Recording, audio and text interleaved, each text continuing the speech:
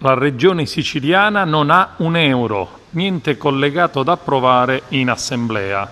Con queste parole il presidente dell'ARS Gianfranco Miccichè ha risposto ad alcuni deputati scrivendo come l'eredità trovata dal governo della regione è più grave del previsto e così con l'aggravio del nuovo disavanzo rende impossibile trovare le coperture per i collegati in esame.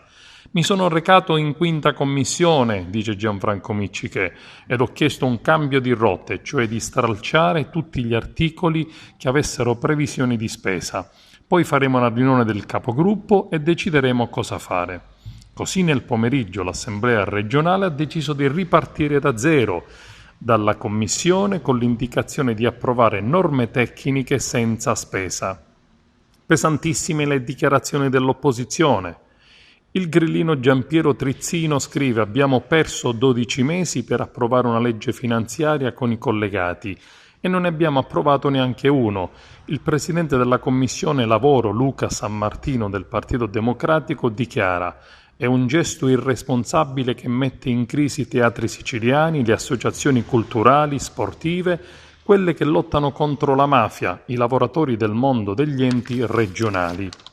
Ad essere responsabili, dice Alessandro Aricodi, diventerà bellissima, sono le dichiarazioni del deputato Sammartino, che fa finta di non sapere che nel 2015 il governo regionale da lui sostenuto non è stato in grado di attuare la riforma del bilancio della regione e ha lasciato in eredità ben 7 miliardi di debiti.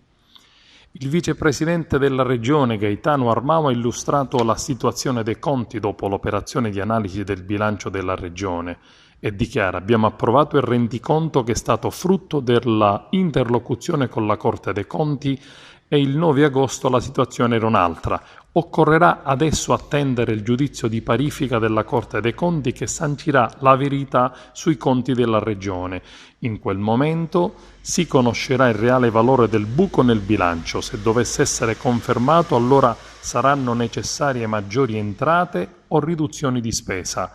L'ombra dei tagli, insomma, incombe sempre di più sui sempre più fragili conti della Regione.